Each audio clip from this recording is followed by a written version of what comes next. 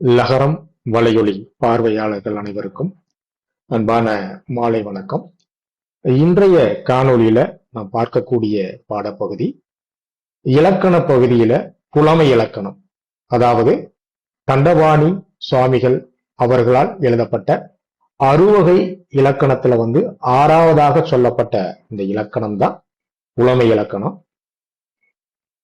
புலமை இலக்கணம் மட்டும் தண்டபாணி சுவாமிகளால் இயற்றப்படலுங்க. ஏழாவதாக எழுவகை இலக்கணம், அதாவது ஏழாவது இலக்கணம் அப்படின்னு ஒரு நூலு அவரால் இயற்றப்பட்டு இருக்கு.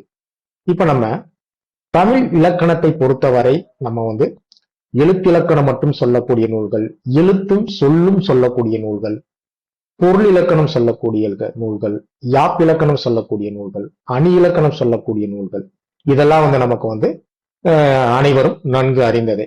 இப்ப அறுவகை இலக்கணம்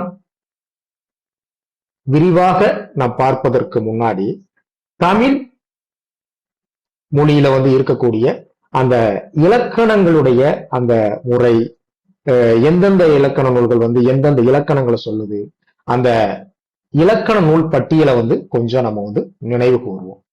ஏன்னா போட்டித் தேர்வை பொறுத்த வரைக்கும் நமக்கு பொதுவான சில வினாக்களை வைப்பாங்க.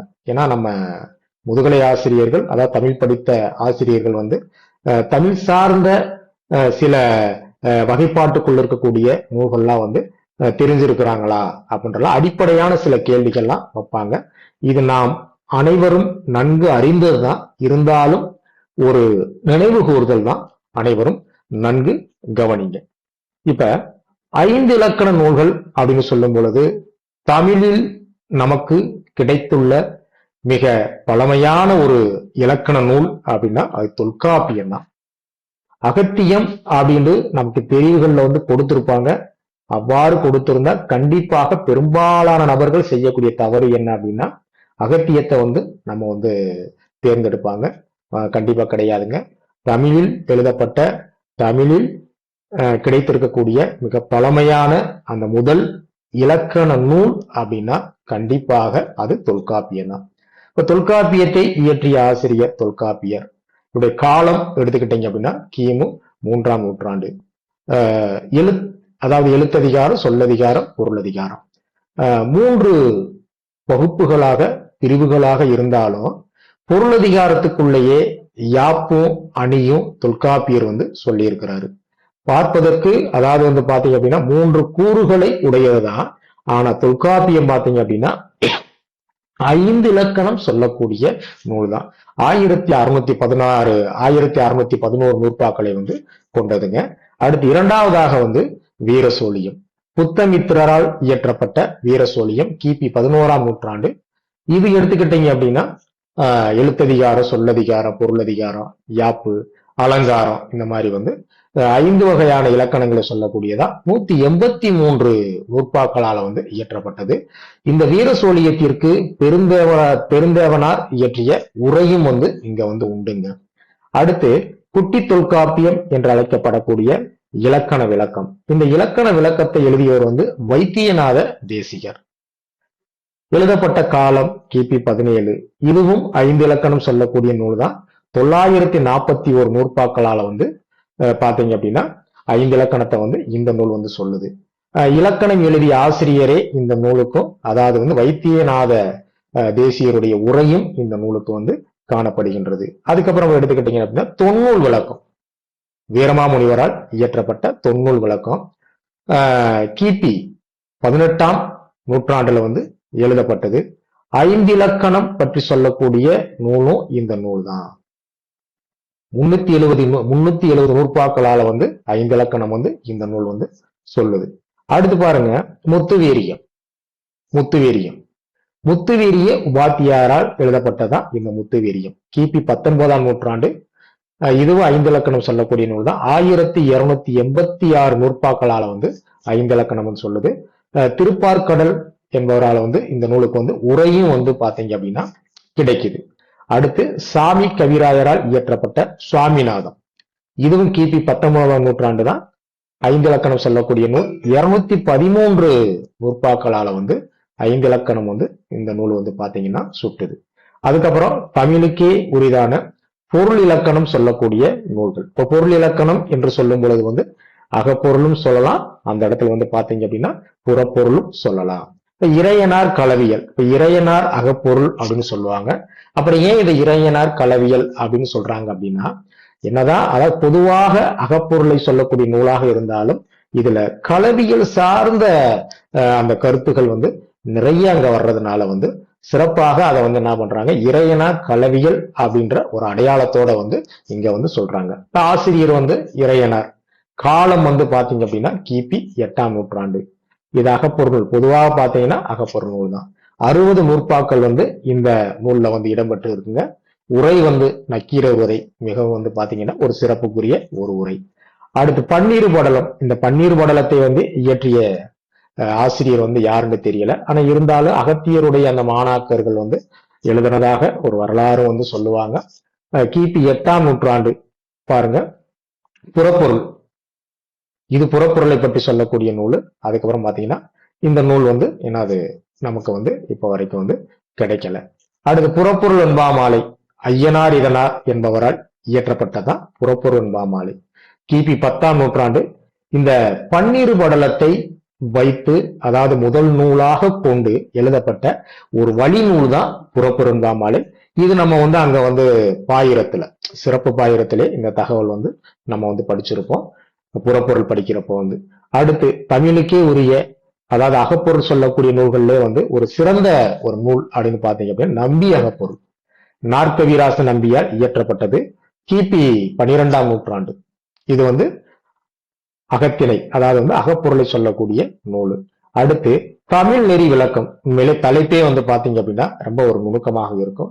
இப்ப நீங்க குறிஞ்சிப்பாட்டு, இப்ப குறிஞ்சிப்பாட்டு வந்து நீங்க படிச்சிருப்பீங்க. இப்ப குறிஞ்சிப்பாட்டினுடைய சிறப்பு என்ன, ஆரியாரசன் பிரதத்தனுக்கு தமிழ் நெறியை விளக்குவதற்காக கற்றுக் கொடுக்கப்பட்ட ஒரு நூல் தான் பாத்தீங்க அப்படின்னா குறிஞ்சிப்பாட்டு. அப்ப அதற்கு தமிழ் நெறி அப்படின்றப்ப என்னன்னா, தமிழுக்குரிய நெறி அப்படின்னாலே வந்து அந்த அகப்பொருள், அதாவது வந்து அகத்திணை, அகம் சார்ந்த என்னாவது ஒழுக்கம், அந்த மாதிரி இங்க வந்து கொஞ்சம் நினைவுல வந்து வச்சுக்கோங்க.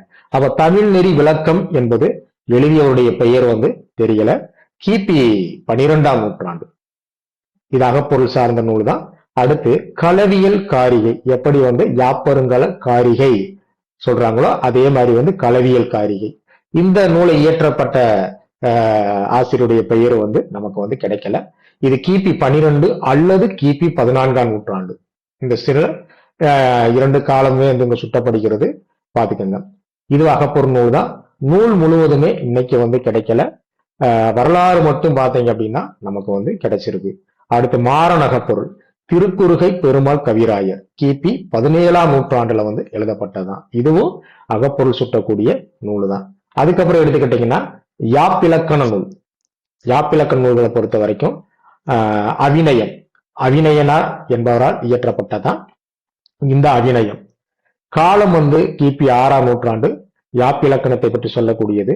இதுல வந்து இந்த அவிநயத்தை பற்றி நமக்கு எப்படி வந்து தகவல், அதாவது வந்து பாட்டியல் மற்றும் பிற உரைகளில் கிடைக்கும் 90 நூற்பாக்கள் மட்டும்தான் அவிநயத்திலிருந்து கிடைச்சிருக்கு. பாட்டியல் நூல்கள் சொல்லக்கூடிய பாட்டியல் நூல்கள்ல இருந்து சில நூற்பாக்களும், அதுக்கப்புறம் வந்து பாத்தீங்க அப்படின்னா பிற உரைகள்ல இருந்து, ஏன்னா பிற நூல்கள்ல வந்து இந்த அவிநயத்தை வந்து என்ன பண்ணிருப்பாங்க, உரை மேற்கோளாக வந்து காட்டியிருப்பாங்க. அப்ப அதுல கிடைக்கக்கூடிய சான்றுகளை வச்சு ஒரு 90 நூற்பா மட்டும் பாத்தீங்க அப்படின்னா கிடைத்திருக்கதாக வந்து சொல்லப்படுகிறது. அடுத்து யாப்பருங்கலம், யாப்பருங்கலமும் யாப்பருங்கல காரிகையும் அமிர்த சாகரால் இயற்றப்பட்டதா. கிபி 11ஆம் நூற்றாண்டு. யாப்பிலக்கணத்தை பற்றி விரிவாக வந்து பாத்தீங்கன்னா சொல்லக்கூடியது. இந்த யாப்பருங்கல காரிகைக்கும் யாப்பருங்கலத்துக்கும் நான் வந்து நம்ம வந்து மெட்டீரியலே வந்து நம்ம வந்து பாத்தீங்க அப்படின்னா அந்த வேறுபாடுகளோட வந்து மெட்டீரியல் வந்து நம்ம வந்து கொடுத்துருக்கோம். இந்த யாப்பருங்கலமாக இருக்கட்டும் யாப்பருங்கல காரிகையா இருக்கட்டும், ரெண்டுமே காக்கை பாடினியத்தை முதல் நூலாக கொண்டு எழுதப்பட்ட வழி நூல் தான் யாப்பருங்கலமும் யாப்பருங்கல காரிகை. இந்த யாப்பருங்கலத்திற்கு குணசாகருடைய விரிவான உரை வந்து உண்டு. அதே நேரத்துல யாப்பருங்கல காரிகைக்கு குணசாகருடைய சுருக்கமான உரை வந்து பாத்தீங்கன்னா இந்த ரெண்டு நூல்களுக்குமே வந்து கிடைக்கப்பட்டுள்ளது. அடுத்து யாப்பிலக்கணத்தை பற்றி யாப்பிலக்கணம் அப்படின்ற ஒரு பெயர்லயே திருத்தணிகை விசாக பெருமாளையர் அவரால் எழுதப்பட்ட ஒரு நூலும் உண்டுங்க. கிபி 16. இது யாப்பிலக்கணத்தை பத்தி சொல்லக்கூடியதா. அடுத்து சிதம்பர செய்யுள் கோவை.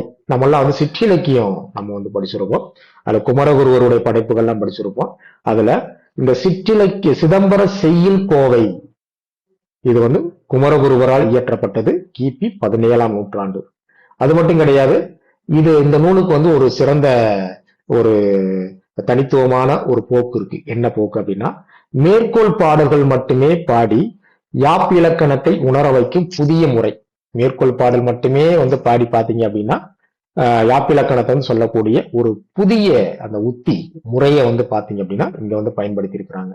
அதுக்கப்புறம் மாறன் பாப்பாவினம். நல்லா பாருங்க, மாறன் பாப்பாவினம். திருக்குறுகை பெருமாள் கவிராயர். இந்த மாறன் அப்படின்றது உங்களுக்கு யாருன்னு தெரியும், நம்மாழ்வார். அப்ப நம்மாழ்வாருடைய அந்த நினைவாக அவரை வந்து பாத்தீங்கன்னா பெருமைப்படுத்தும் விதமாக இந்த இடத்துல வந்து அந்த மாறன் அப்படின்ற பதத்தை வந்து என்ன பண்றாங்க, பயன்படுத்துறாங்க. திருக்குறுகை பெருமாள் கவிராயர் கிபி 17ஆம் நூற்றாண்டு.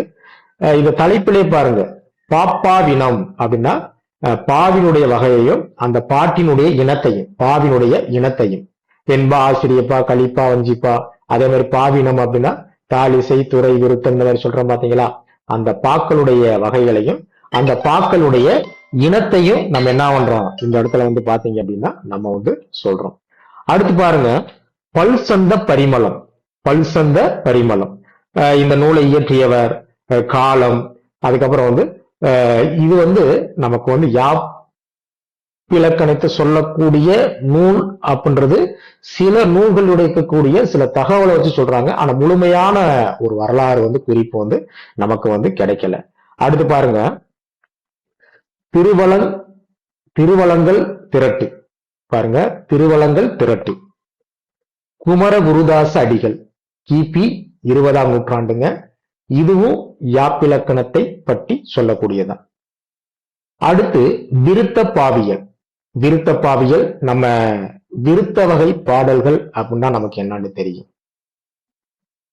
4 அடிகளை உடைய பாடலா இருக்கும். ஒரு அடியில வந்து பாத்தீங்கன்னா எத்தனை சீர்கள் அப்படின்றாலும் கூட அங்க வந்து வரலாம்.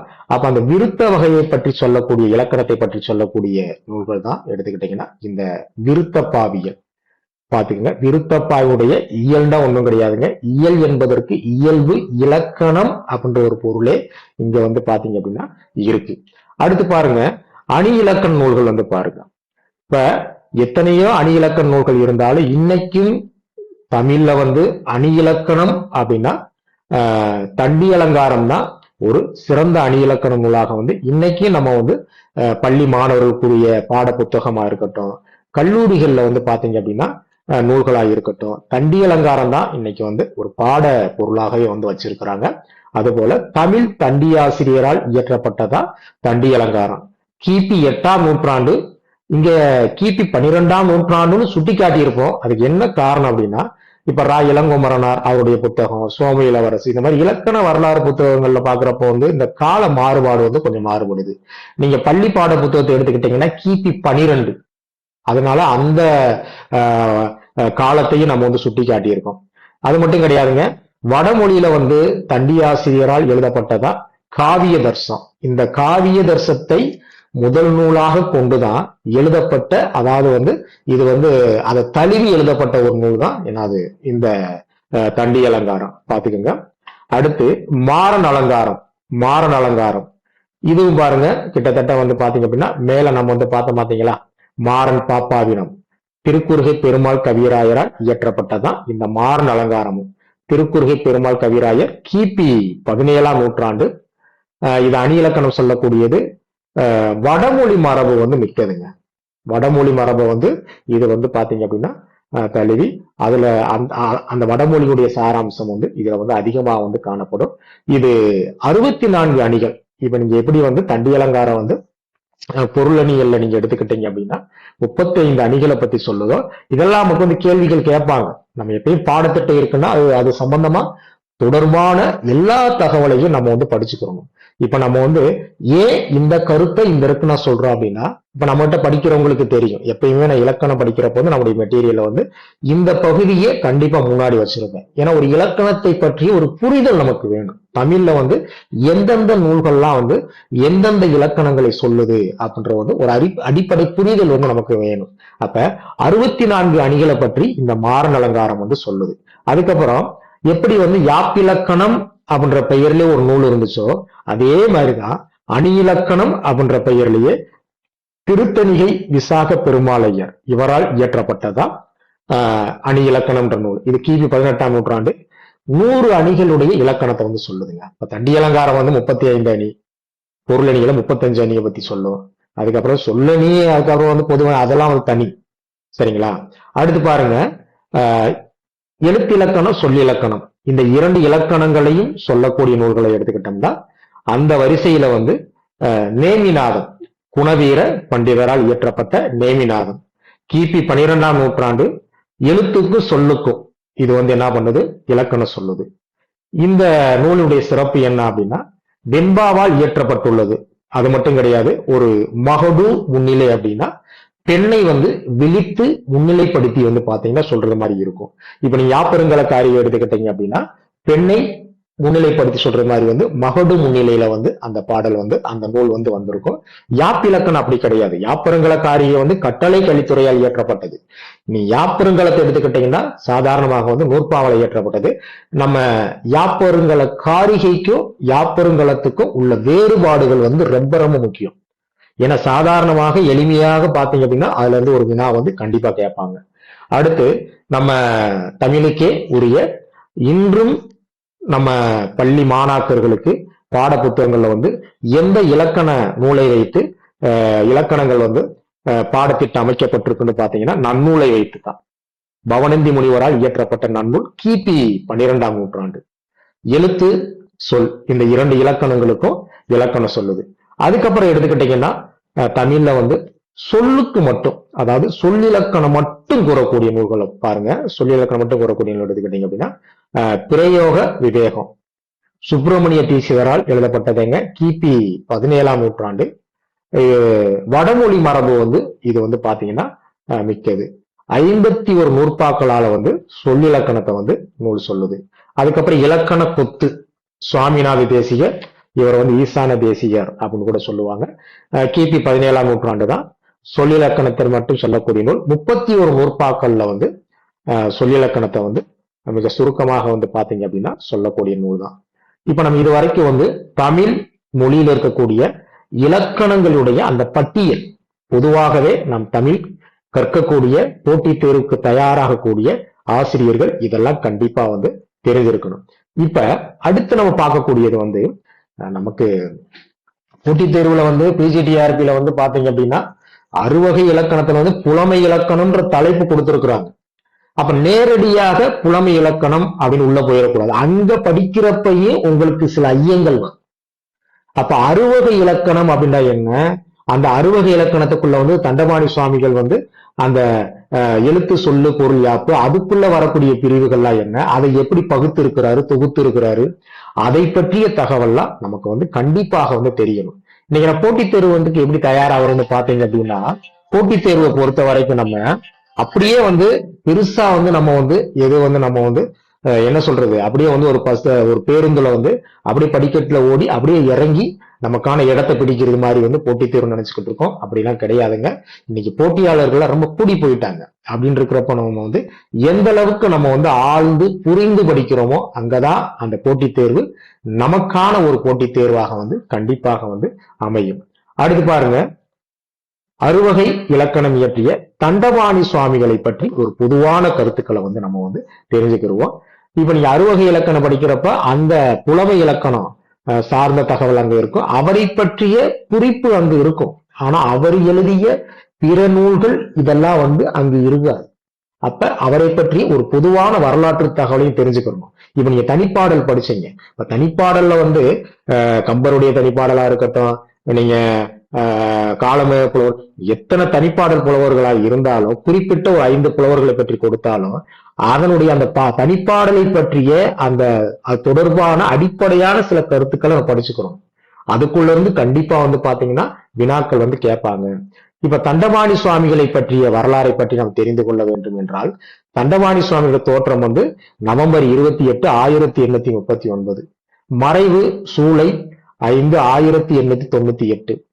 தமிழுக்கும் தமிழ் இசைக்கும் இலக்கணம் தந்தவர் வந்து தண்டபாணி சுவாமிகள்.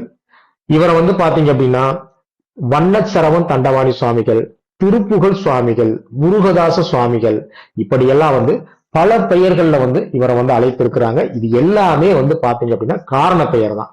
அதற்கான காரணம் என்னன்றதை வந்து நம்ம வந்து பின்னாடி பார்க்கலாம்.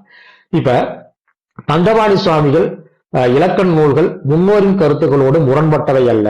ஏன்னா தொல்காப்பியர் வந்து 5 இலக்கணம் சொல்லி இருக்கிறாரு. நன்னூலும் கூட 5 இலக்கண நூல்கள் தாங்க. நீங்க பாயிரம் படிச்சா தெரியும். ஆனா நமக்கு கிடைக்கப்பட்டது வந்து எழுத்ததிகாரமும் சொல்லதிகாரமும் வந்து பாத்தீங்க அப்படின்னா நமக்கு வந்து கிடைச்சிருக்கு. சரிங்களா? ஆனா நீங்க சிறப்பாயிரத்தை வந்து படிக்கிறப்ப அங்க ஒரு குறிப்பு இருக்கும். அதே மாதிரி எழுத்திலக்கணமா இருக்கட்டும், சொல்லிலக்கணமா இருக்கட்டும், தனித்தனியாக இருந்தா கூட தமிழுக்கு வந்து 5 இலக்கணம் என்பதுதான் நம்ம அடிப்படையாக வந்து நம்ம வந்து படிச்சிருக்கோம். இப்ப தண்டபாணி சுவாமிகள் வந்து 5 இலக்கணத்தோட சேர்த்து 6வது இலக்கணம் சொல்றாரு, புலமை இலக்கணம் 7வது இலக்கணம் சொல்றாரு. அப்ப முன்னோருடைய கருத்துக்கு வந்து இவர் வந்து முரண்பட்டு எது கருத்துக்கள் சொல்றாரா அப்படின்னு வந்து நம்ம வந்து ஆய்ந்து பார்க்கும் பொழுது கண்டிப்பாக அந்த மாதிரி வந்து என்னது கிடையாதுங்க. என்ன காரணம் அப்படின்னா நல்லா பாருங்க. எனினும் பிற இலக்கண ஆசிரியர்களைப் போல முன்னோர் இலக்கண நூற்பாக்களை இவர் வந்து எடுத்தாளல. இப்ப நீங்க தொல்காப்பிய தமிழ்ல கிடைச்சிருக்கக்கூடிய முதல் நூல், தனித்துவமான நூல், அதை முதல் நூலாக கொண்டு எழுதப்பட்டதான் பாத்தீங்க அப்படின்னா என்னது நன்னூல். பன்னீர் படலத்தை முதல் நூலாக கொண்டு எழுதப்பட்டதை எடுத்துக்கிட்டீங்க அப்படின்னா என்னது நம்ம புறப்புறன்பா மாலை. அப்ப இந்த மாதிரி ஒவ்வொரு நூலுக்கும் நம்ம என்ன ஒண்ணு நம்ம வந்து ஏதாச்சும் ஒண்ணு சொல்லுவோம். ஆனா இங்க தண்டபாணி சுவாமிகள் வந்து பிற இலக்கண ஆசிரியரை போல அதாவது வந்து முன்னோரால் எழுதப்பட்ட அந்த இலக்கண நூற்பாக்களை வந்து இவர் வந்து எடுத்தாளப்படல. தமிழ் மொழியின் வளர்ச்சி நிலையை கருத்தில் கொண்டு இலக்கணம் பாடியுள்ளார். ஏன்னா எப்படி நம்ம மொழி வரலாறுல வந்து மொழியினுடைய மாற்றம் வந்து காலத்தினுடைய கட்டாயம், அது யாராலையும் என்ன பண்ண முடியாது, வந்து தடுக்க முடியாது. எழுத்து மொழி நிலையாக இருக்கும், ஆனா பேச்சு மொழி வந்து அவ்வாறு கிடையாது. காலத்திற்கு ஏற்றார் போல வந்து பாத்தீங்கன்னா அது வந்து மாறக்கூடியது. அதுபோல இங்க அதே மாதிரிதான் தமிழ் மொழியின் வளர்ச்சி நிலையை கருத்தில் கொண்டு இலக்கணம் பாடியுள்ளார். யாரு? தண்டபாணி சுவாமிகள். 19ஆம் நூற்றாண்டில் ஆங்கிலேயர் ஏகாதிபத்தியத்தை எதிர்த்து தண்டபாணி சுவாமிகள் பாடியது ஆங்கிலேயர் அந்தாதி. நம்ம நல்லா தெரிஞ்சுக்கணும், தண்டபாணி சுவாமிகள் வந்து அவர் ஒரு துறவி, பரதேசி மட்டும் கிடையாது. ஏதோ வந்து பாத்தீங்க அப்படின்னா ஒரு பக்தி சார்ந்த இலக்கியங்கள் மட்டும் எழுதப்பட்டவர் கிடையாது. இலக்கண நூல்கள் சொல்லி இருக்கிறாரு. அவர் வாழக்கூடிய காலகட்டங்கள்ல வந்து நம் நாடு வந்து ஆங்கிலேயருடைய ஆதிக்கத்துல வந்து இருக்கக்கூடிய சூழல்லையும் ஆங்கிலேயர்களை வந்து எதிர்த்து தன்னுடைய கருத்துக்களையும் அங்க பதிவு செஞ்சிருக்கிறார். அவ்வாறு எழுதப்பட்டதான் ஆங்கிலேய அந்தாதி என்று சொல்லக்கூடிய நூல். அவருடைய படைப்புகளும் நம்ம பின்னாடி வந்து சொல்லியிருக்கோம். அதுக்கப்புறம் தமிழ்நாட்டில் தென்காசி மாவட்டம் நெற்கட்டும் செவ்வல் சிற்றரசிடம் படைத்தலைவராக பணியாற்றிய செந்தில் நாயகம் பிள்ளை, பேச்சிமுத்து ஆகியோருக்கு, செந்தில் நாயகம் பிள்ளைன்றது வந்து அவருடைய தந்தை. அப்ப இவங்களுக்கு வந்து பாத்தீங்கன்னா 1839 வந்து பிறந்தவர் தான் தண்டபாணி சுவாமிகள். இப்ப தண்டபாணி சுவாமியுடைய இயற்பெயர் அப்படின்னு எடுத்துக்கிட்டோம் அப்படின்னா சங்கரலிங்கம். அவருடைய தந்தையின் நண்பரான சீதாராம நாயுடு என்பவரால் இவருக்கு முருகன் மீது பக்தி உருவாயிற்று. நீங்க பார்த்திருப்பீங்க, அவருடைய பேரே நீங்க எடுத்துக்கிட்டீங்கன்னா நம்ம வந்து மேல பார்த்தோம் பாருங்க, அவர் முருகதாச சுவாமிகள். காரணமும் உண்டு. அப்ப யாரால இவருக்கு முருகன் மேல வந்து பக்தி ஏற்பட்டது அப்படின்னா தன்னுடைய அப்பாவுடைய நண்பரான சீதாராம நாயுடு என்பவரால வந்து இவருக்கு வந்து முருகன் மேல வந்து அதிக பக்தி ஏற்பட்டது. அது மட்டும் கிடையாதுங்க, ஆரம்ப கல்வியை முடித்த இவர் இளம் வயதிலேயே தமிழில் மிகுந்த புலமை பெற்றார். 8 வயதிலேயே கவிதை எழுதும் ஆற்றல் பெற்றார். எப்படி வந்து பாரதி வந்து இளமையிலேயே கவிதை முனை ஆற்றல் பெற்றாரோ, அதே மாதிரி ராமலிங்க அடிகள் எடுத்துக்கிட்டீங்க அப்படின்னா அவரு இளமையிலேயே கவிதை எழுதக்கூடிய ஆற்றல் பெற்றாரோ, அதே மாதிரி இங்க நீங்க பாத்தீங்க அப்படின்னா 8 வயதிலேயே கவிதை ஏற்றக்கூடிய ஆற்றலை வந்து தண்டபாணி சுவாமிகள் வந்து பெற்றிருந்திருக்கிறாரு. அது மட்டும் கிடையாது, அந்த வயதுல, எந்த வயதுல, அந்த 8 வயதுல பூமி காத்தாள் என்ற அம்மனுக்கு அப்பெயர் வந்து எப்படி அமைந்தது என்ற காரணத்தை கூறி பாடுவதற்கு அரிய வெண்பாவில், அந்த வார்த்தையை கவனிங்க, ஏன்னா வெண்பா வந்து வன்பா அப்படின்னு சொல்லுவாங்க. ஏன்னா மற்ற பாக்களை விட வெண்பா பாடுவது வந்து அவ்வளவு சாதாரண விஷயம் கிடையாது. வெண்பாவுக்கு வந்து கற்புப்பாண்டு ஒரு பேர் இருக்கு. தன்னுடைய தடத்திலிருந்து என்ன பண்ணாது, மாறாது. பிற எந்த ஒரு பாக்களும் உள்ள வந்து என்ன பண்ணாது, கலந்து வராது. அப்ப பாடுவதற்கு அரிய வெண்பாவில் எதை பாடினார்? இந்த பூமி காத்தால் என்று சொல்லக்கூடிய அம்மனுக்கு வந்து அந்த பெயர் வந்து எப்படி உருவாச்சுன்றது வந்து பாடியிருக்கிறாரு. அடுத்து கவிதை மொழியும் இவருடைய ஆற்றலை கண்டு வியந்த இவர் யாரு? சீதாராம நாயுடு, அதாவது வந்து தண்டபாணி சுவாமியுடைய தந்தையுடைய நண்பர் இருக்காரு பாத்தீங்களா, அவர் வந்து இவருக்கு வந்து பாத்தீங்க அப்படின்னா ஒரு பட்டம் கொடுக்கிறார், சிறப்பு பெயரை கொடுக்கிறாரு. அதாவது வந்து ஓயா மாறி, ஈறுகட்ட எதிர்மறை பெயர். அதாவது வந்து நிக்காம தொடர்ந்து எப்படி வந்து ஒரு மழை பெய்யுதோ, மாறினா மழை, அது போல வந்து ஓயாம இவர் வந்து பாத்தீங்கன்னா அந்த கவிதை புனையக்கூடிய எழுதக்கூடிய அந்த ஆற்றலை வந்து பார்த்துட்டு வந்து இவர் என்ன பண்ணியிருக்கிறாரு, ஓயா மாறி அப்படின்னு சிறப்பு பெயரை வந்து கொடுத்திருந்திருக்கிறாரு. அடுத்து 15 பாருங்க. 12 வயதில் வண்ணம் என்ற சந்தப்பா பாடுவதில் வல்லமை பெற்றிருந்ததால் வண்ணச் சரவம் என்று அழைக்கப்பட்டார். வண்ணச் சரவம் தண்டபாணி சுவாமிகள். 13 வயதிலேயே வந்து வண்ணம் என்று சொல்லக்கூடிய அந்த சந்தப்பா பாடல்களை வந்து, ஏன்னா வண்ணம் சந்தப்பா பாடுறது வந்து அவ்வளவு சாதாரணது கிடையாது. நீங்க அருணகிரிநாதரை வந்து நம்ம வந்து படிச்சிருப்போம், சந்தத்தின் தந்தை அப்படிலாம் வந்து அங்க வந்து சந்தப்பா பாடலாம் நம்ம வந்து படிச்சிருப்போம் நம்ம வந்து, சரிங்களா? இங்க வந்து எடுத்துக்கிட்டீங்க அப்படின்னா இவரை வந்து சொல்றாரு. அடுத்து பாருங்க, முருகன் புகழ் பாடியதால் இவர் முருகதாசர் என்று அழைக்கப்பட்டார். முருகன் புகழ் பாடியதால் இவர் வந்து பாத்தீங்க அப்படின்னா என்னது, முருகதாசர் என்று அழைக்கப்பட்டார். அடுத்து பாருங்க, முருகனின் திருப்புகழை விரும்பி பாடிக்கொண்டே இருந்ததால் திருப்புகழ் சுவாமிகள் என்று சிறப்பிக்கப்பட்டவர் யாரு? தண்டபாணி சுவாமிகள். அது மட்டும் கிடையாதுங்க, இவருடைய தோற்றத்தை வைத்து பாருங்க, அறையில் கௌபீனமும் கையில் தண்டமும், தண்டம்னா அந்த குச்சி, சரிங்களா, கொண்டிருந்ததால் இவ்வாறு அழைக்கப்பட்டார் தண்டபாணி சுவாமிகள். அவினாசி முதல் வேலூர் வரையிலான 218 ஊர்களும், அது மட்டும் கிடையாதுங்க, கேரளம் மற்றும் இலங்கைகளுக்கும் இவர் சென்று தன்னுடைய அந்த துறவு வாழ்க்கையை வந்து பாத்தீங்கன்னா மேற்கொண்டு தன்னுடைய படைப்புகள்லயே வந்து பாடி இருக்கிறாரு. அடுத்து தண்டபாணி சுவாமிகள் இயற்றிய நூல்களை பொறுத்த வரைக்கும் நான் பார்க்கணும் அப்படின்னா பாருங்க, திருவான்மியூர் சிவபெருமான் பதிகம், இது இவரால் வந்து இயற்றப்பட்டதுதான். தண்டபாணி சுவாமிகள் சர்வதாரணி என்னும் எழுத்தாணி மூலம் பனையோலையில் படைத்த பாடல்கள் பலவாகும். அதாவது 1,00,000க்கும் மேற்பட்ட பாடல்கள் எழுதியிருக்கிறாரு.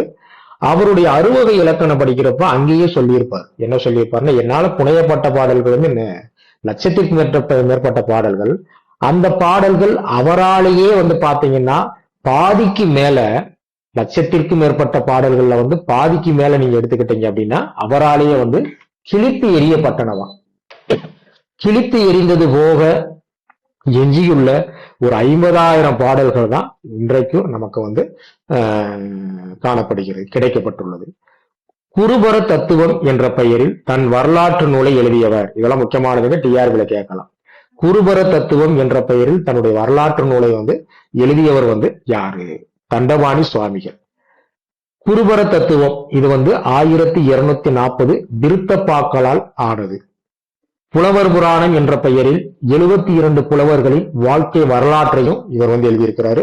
மிக ஒரு அருமையான ஒரு நூல், பாத்துக்கோங்க. தமிழ்ல வந்து பாத்தீங்க அப்படின்னா தமிழ் புலவர்களை பற்றிய அந்த வரலாறு உண்டு இல்லைன்னு சொல்லல. ஆனா அதே நேரத்துல வந்து இங்க ஒரு சிறப்பு என்னன்னா, இங்க வந்து ஒரு துறவியாக இருந்து இங்க தமிழுக்கு வந்து பாத்தீங்கன்னா இலக்கணம் செஞ்சதுல வந்து மிகவும் போற்றக்கூடியவர் யாருன்னு பாத்தீங்கன்னா யாரு? நம்ம தண்டபாணி சுவாமிகள். அப்ப அந்த 72 புலவருடைய வரலாற்றை பற்றி சொல்லக்கூடிய புலவர் புராணம் என்ற நூலை வந்து இயற்றியவர் இவர் தான்.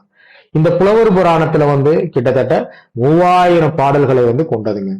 அது மட்டும் கிடையாதுங்க, இவரை வந்து பாருங்க, இவர் வந்து அருணகிரிநாத சுவாமிகள் புராணம் என்ற பெயரில் அருணகிரிநாதர் வரலாற்றையும் இவர் என்ன பண்ணியிருக்கிறாரு?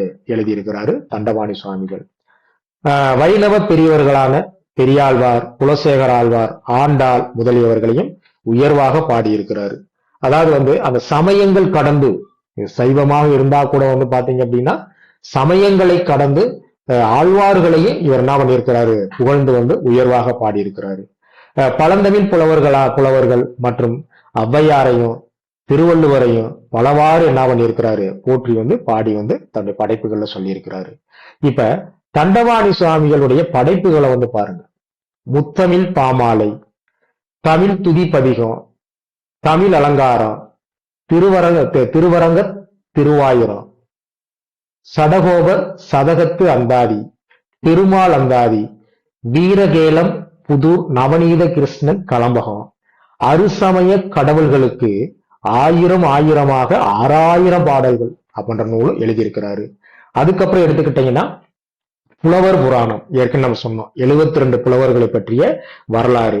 அடுத்து திருமாவாத்தூர் தலபுராணம், அருணகிரிநாதர் புராணம், அறுவகை இலக்கணம், 7ஆம் இலக்கணம், வண்ணத்தியல்பு, அடுத்து முசுகுந்த நாடகம், மனுநெறி திருநூல், 4 நூல், ஆங்கிலேயர் அந்தாதி, கௌமார முறைமை, தியான நுபூதி, சத்திய வாசகம் அப்படின்றது உரைநடை நூல்.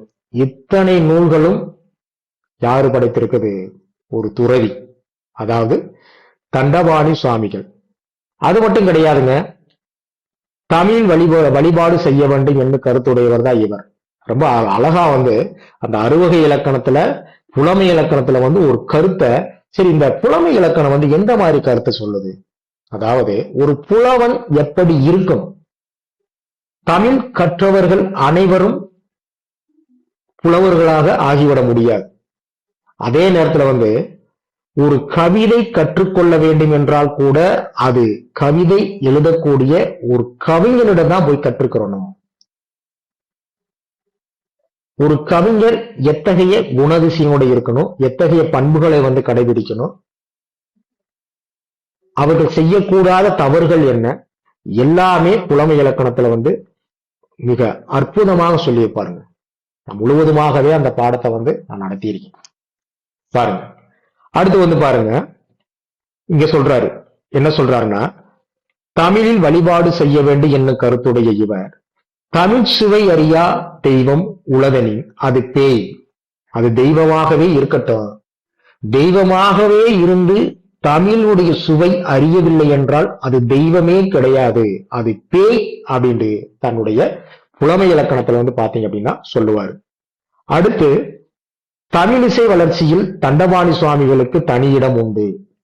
இப்ப நீங்க தியாகராசர், முத்துசுவாமி தீட்சிதர், சியாமா சாஸ்திரிகள் முதலானோர் இவங்கெல்லாம் பாத்தீங்கன்னா தெலுங்கிலையும் சமஸ்கிருதத்திலும் கர்நாடக இசையை வளர்த்து பாடப்பட்டு வந்த காலத்தில் இவங்கெல்லாம் தமிழ்ல கிடையாதுங்க, பிற மொழிகள்ல தெலுங்குலையும் சமஸ்கிருதத்திலையும் கர்நாடக இசையை வளர்த்து அரும்பாடுபட்டு வந்த காலத்துல இவர் தமிழில் வண்ணம் பாடியும், அந்த சந்தப்பா பாடியும், வண்ணத்தியல்பு என்னும் இலக்கண நூல் யாத்தும் தமிழிசைக்கு உயிரூட்டியவர் யாருன்னு பாத்தீங்கன்னா தண்டபாணி சுவாமிகள். அது மட்டும் கிடையாதுங்க, இவர் பாருங்க, தமிழ் சொல்ல புகழ் என்பது இந்தியில் போல் என்று மருவிவிட்டது என்றவர்.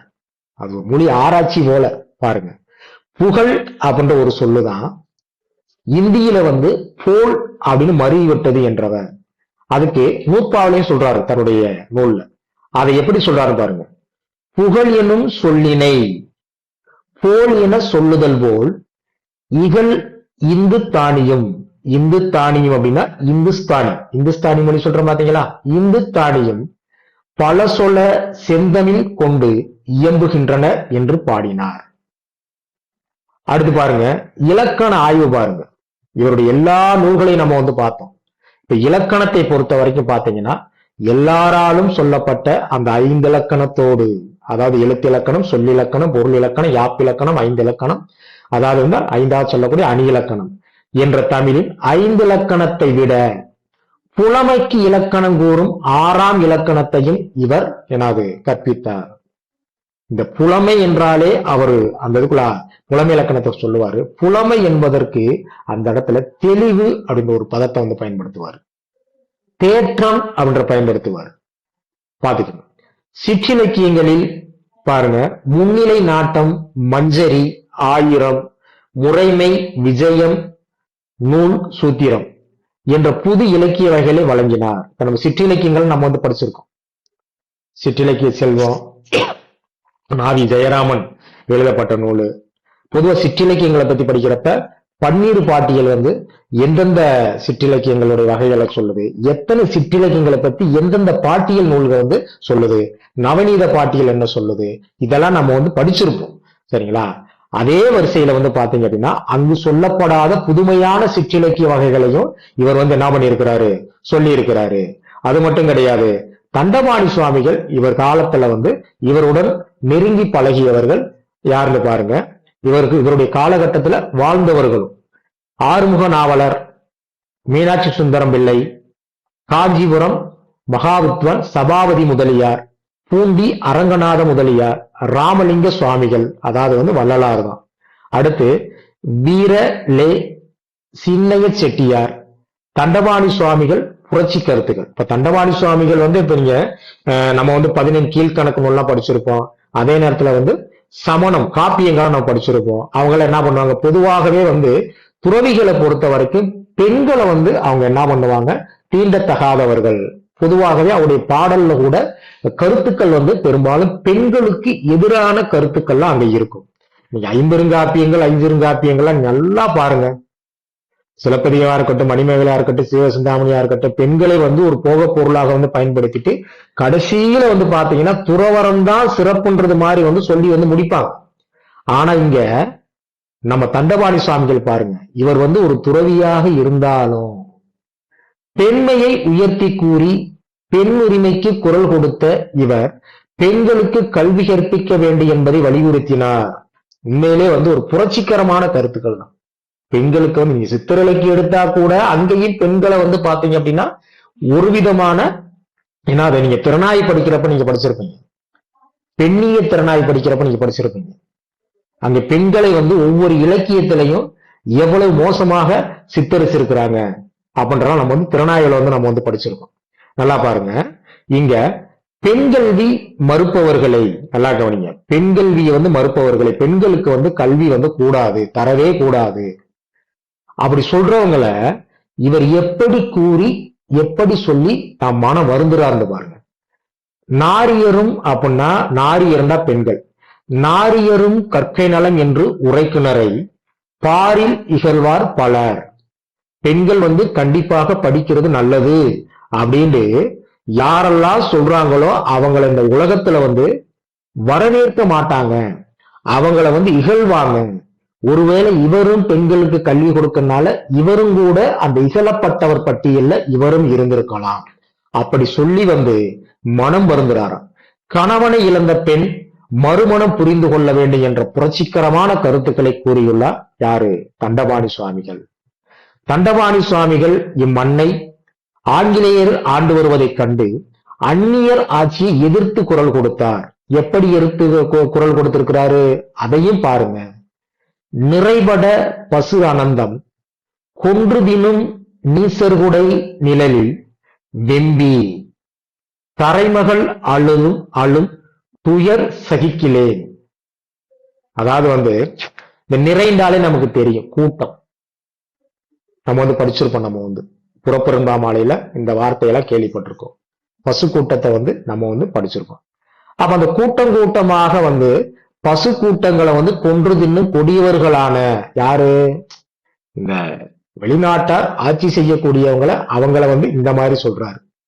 கொடியவர்களான அந்த நீசர்களுடைய ஆட்சிக்குடையின் நிழலில், அதாவது வந்து நீசர்குடை நிழலில், இத்தகைய ஆட்சி செய்யக்கூடிய அந்த ஆட்சிக்குடையின் நிழலில் பாருங்க. வெம்பி யாரு, இந்த பூமிக்கு சொந்தமான பூமி தாயாகிய அந்த நிலமகள் வந்து வெம்பி பாருங்க, தரைமகள் அழும் துயர் சகிக்கிலே. அந்த பூமி தாய் படக்கூடிய துன்பத்தை பார்த்து வந்து நான் வந்து என்னால சகிக்க முடியல அப்படின்னு வந்து இங்க பதிவு செய்கிறாரு. எப்படி ஒரு அழகான கருத்தை வந்து பாருங்க. இதெல்லாம் அவரை பற்றி ஒரு பொதுவான கருத்து, கிடைக்கக்கூடிய கருத்துக்கள் தான். இறுதி காலத்தில் இவர் வந்து அரிசி உணவை வந்து தவிர்த்து வந்து பயிர் வகைகளை மட்டும் உட்கொண்டிருக்கிறாரு. கடும் தவத்தால வந்து 1898 வந்து உடல்நிலை மோசமாக வந்து ஆகிய வந்து இவர் என்ன பண்ணியிருக்கிறாரு, இந்த உலகத்தை விட்டு மறைந்தார் அப்படின்ற கருத்தை வந்து இந்த இருக்கு பதிவு செய்யறோம்.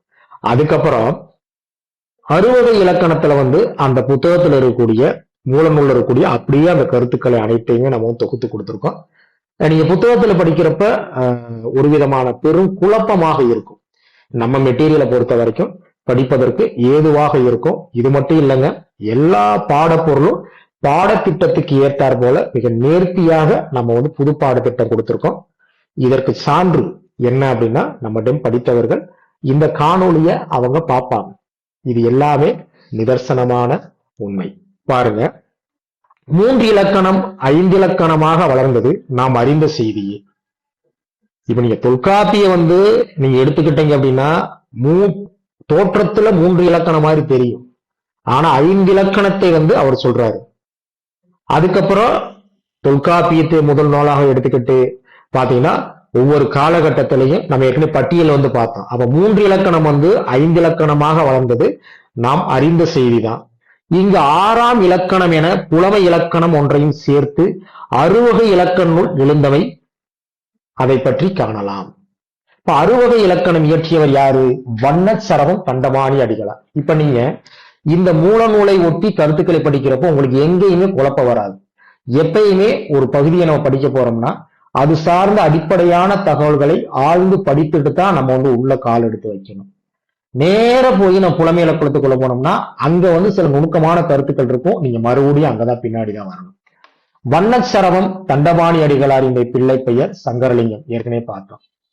இவர் வந்து நெல்லையை சேர்ந்த இவர் வண்ணச்சரவம் என இசைபாடும், பாருங்க, வண்ணச்சரவம் என கவினுலா கொண்டார்.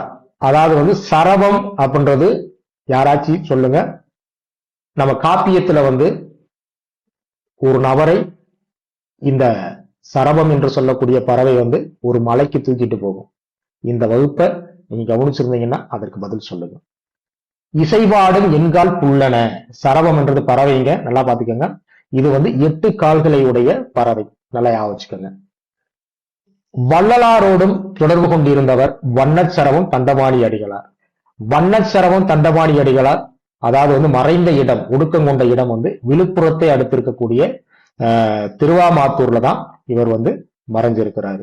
வண்ணச்சரவம் தண்டபாணி அடிகளார் வழிமுறையர். வழிமுறையர் அப்படின்னா இவருடைய வழித்தோன்றல்கள், இவருடைய வாரிசுகள் சொல்லுவாங்கல்ல, இவங்க அனைவருமே வந்து ஏதோ ஏட்டுச்சுவடியை மட்டும் கற்கும் அளவில் நின்று விடவில்லை.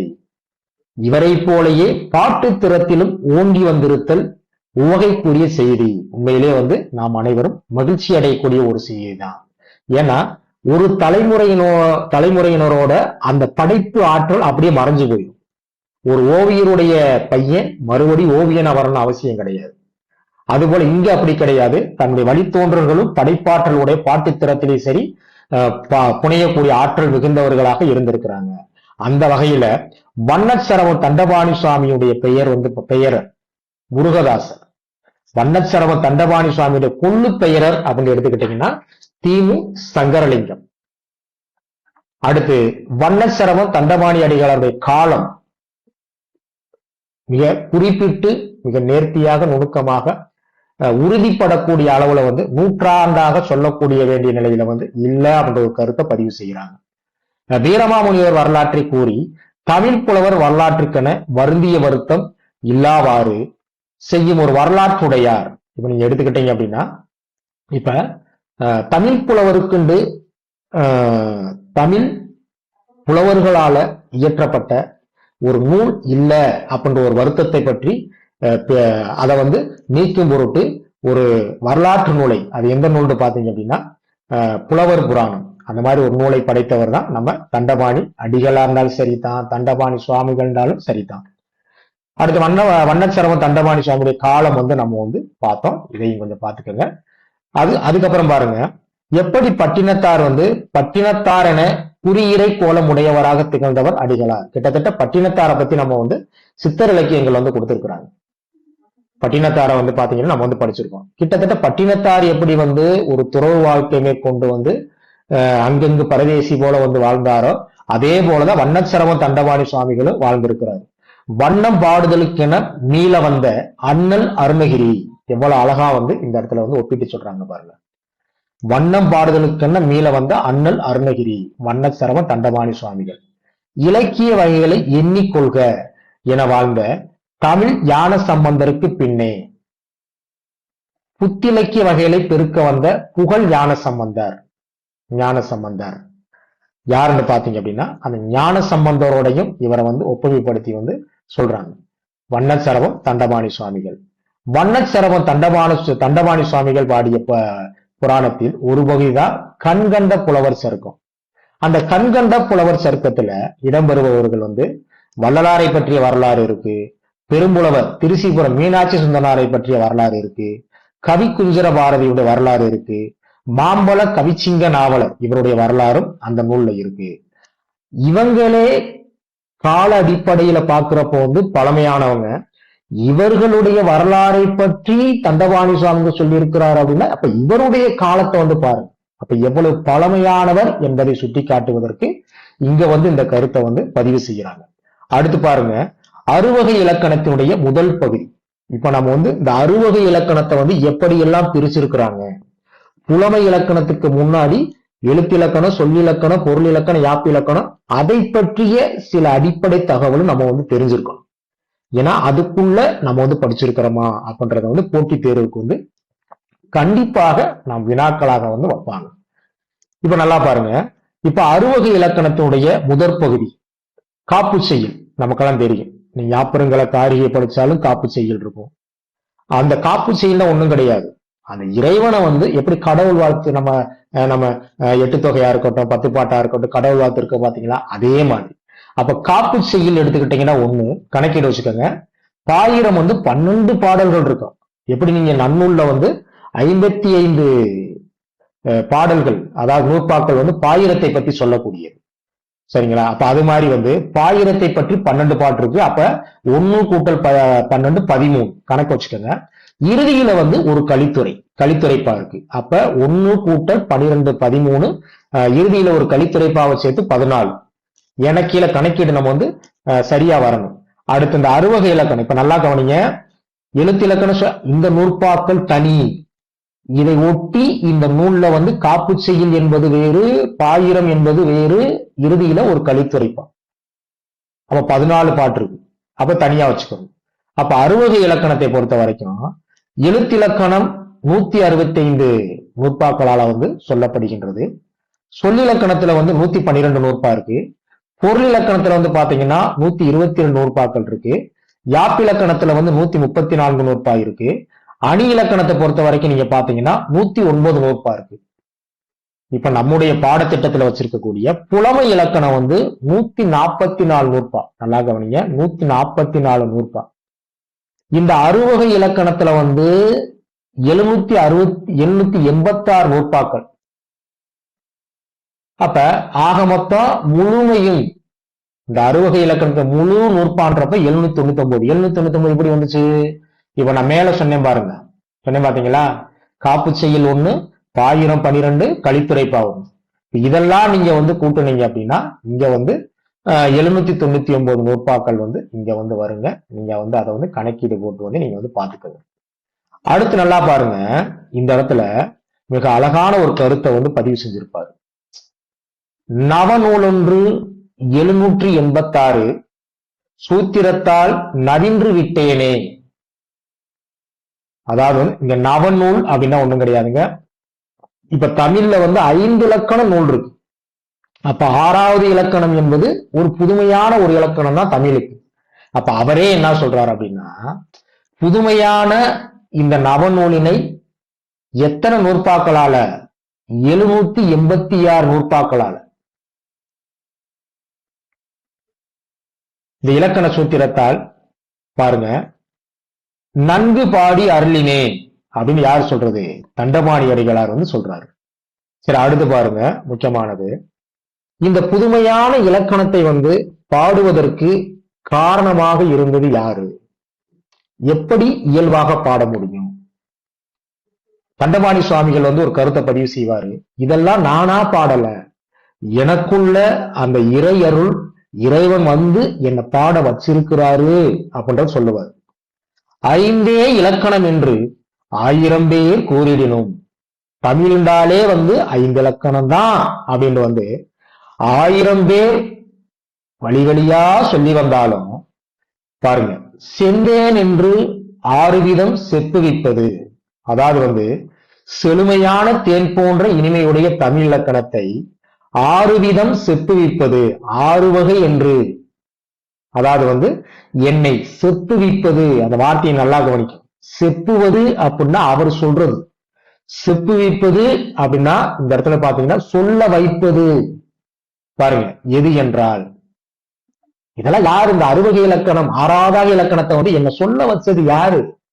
பாருங்க, என் தேகத்து, அதாவது என்னுடைய உடலுக்குள்ள தேகம்டா உடல், என் தேகத்து உள்ளும் புறமும் ஒளிரும் ஒரு பொருள் சீர் வில்லும் குறுபாதமே, எனது உடலுக்குள்ளேயே வெளியே நீக்கமர நிறைவு ஒளி வீசுகின்ற ஒப்பற்ற மெய்ப்பொருளாகிய உண்மையையே விளக்குகின்ற என் குருநாதர்.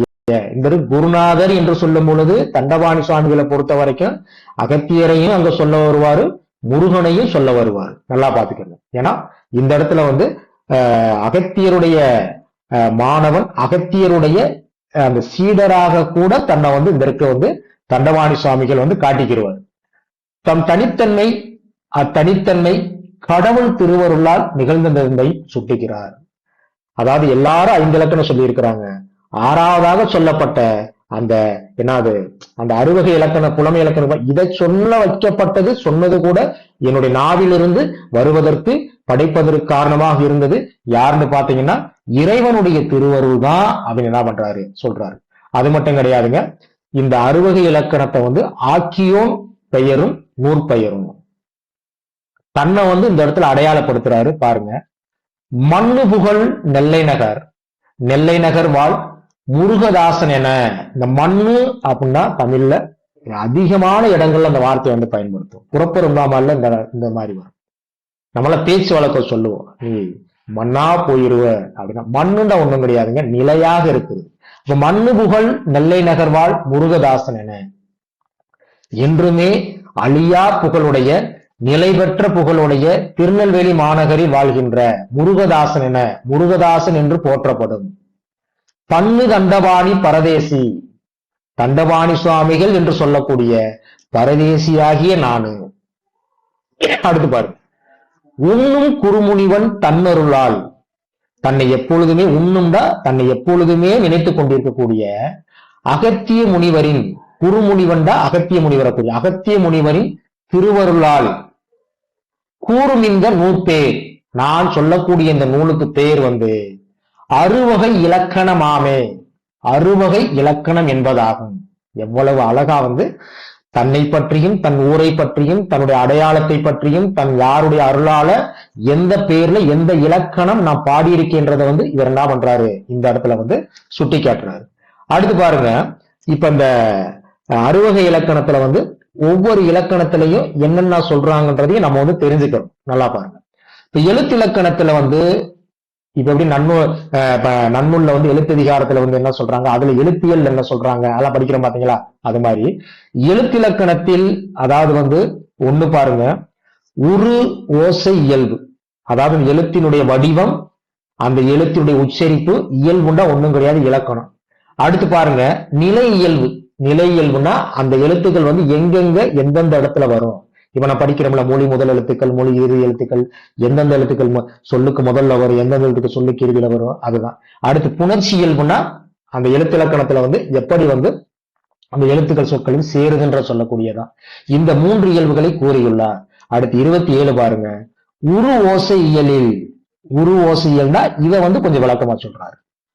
உரு ஓசை இயலில் அகரம் முதல் நகரம் இறுதியாக எழுத்துக்களின் உருவத்தையும் ஒளியையும் வண்ணச்சரவம் தண்டபாணி சுவாமிகள் கூறுதல் புதுமையாக திகழ்கின்றது, எழுத்து வடிவ காப்பாக என்றும் போற்றிக்கொள்ள வாய்ப்பது ஆகும். என்ன அப்படின்னா நல்லா கவனிங்க, இப்ப தொல்காப்பியர் எழுத்துக்களுடைய பிறப்பை சொல்லியிருக்கிறார். இப்ப நன்னூலாரை எடுத்துக்கிட்டீங்க அப்படின்னா அவர் என்ன எழுத்துக்கள் பிறப்பு அங்காப்புடைய எல்லா எழுத்துக்களுடைய பிறப்பை வந்து மிக அருமையா சொல்லியிருக்கிறாரு. அவங்கெல்லாம் எழுத்துக்கள் எப்படி பிறக்கின்றதை பாத்தீங்க அப்படின்னா அந்த ஒளி உறுப்புகளால இதழ், நாக்கு, பல்லன்னம், மார்பு, கழுத்து, மூக்கு, தலை, இந்த இடப்பிறப்பு இதை பத்தி விரிவாக சொல்லியிருப்பாங்க. ஆனா இவர் பாருங்க, எழுத்து அதோடைய வடிவம் எப்படி உருவாகுது, அதோடைய தோற்றத்தை எவ்வளவு நேர்த்தியாக சொல்லியிருக்கிறார் பாருங்க.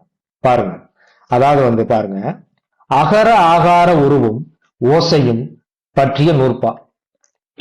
பாருங்க, கிளிமுகம் போல சுழித்து, இப்ப இந்த அகரத்தை பாத்துக்கோங்க. இந்த அகரத்தை எப்படி நாம தமிழ்ல படம் வரைந்து பாகம் குறி, இப்போ ஒரு பறவையுடைய படம் வரைந்து எங்க தொடங்குது, இதற்கு பேர் என்ன, அது எப்படி பாத்தீங்கன்னா அதோடைய அலகுகள், அதோடைய சிறகுகள், அதெல்லாம் சொல்றோம் பாத்தீங்களா. அதே மாதிரி இப்ப அகரத்தினுடைய வடிவம் எப்படி நம்ம அந்த எழுத்தை எழுதணும், அதோட வடிவம்ன்றது எவ்வளவு அழகா சொல்றாரு பாருங்க. கிளிமுகம் போல சுழித்து கீழ்கொணர்ந்து, இந்த பாருங்க, கிளியினுடைய அந்த வட்ட வடிவில் இருக்கக்கூடிய முகத்தை போல சுழித்து அப்படியே கீழே கொண்டு கொணர்ந்து, இடப்பால் நீட்டி, அப்படியே இடது பக்கமாக அப்படியே நீட்டி, மேல் வளைத்து, அப்படியே மேல பாத்தீங்கன்னா வளைத்து, இடைவெளி அமைதர வளந்தீர்த்து. கொஞ்சம் அகரத்துல இடைவெளி இருக்கணும், அந்த மேல போய் என்ன பண்ணக்கூடாதான், ஒட்டக்கூடாது. பாருங்க, இடைவெளி தர அப்படியே பாத்தீங்க அப்படின்னா என்னது, இடைவெளி தர அமைத வளந்தீர்த்து, அமுகம் அடங்க மேல் ஈர்த்து. அதுக்கப்புறம் பாருங்க, அமைதர வளந்தீர்த்து அப்படின்னா அந்த வலது பக்கமாக மறுபடியும் இழுத்து, அடுத்து அமுகம் அடங்க அப்படியே நிறுத்திடும். அப்படியே நிறுத்திட்டு அடுத்து பாருங்க, மேல் ஈர்த்து அம்முறை கீழும் ஈர்த்தல், அப்படியே மேல கொண்டு போய் அப்படியே பாத்தீங்கன்னா கீழே இழுத்தோம்னா அகரக்குறியாம். அகரக்குறியாம் அப்படின்னா இந்த அகர வடிவம் என்ன பண்ணுமா, பிறக்குமா. பாருங்க, அடுத்து இந்த ஆகாரம் இருக்கு பாத்தீங்களா, அத பாருங்க.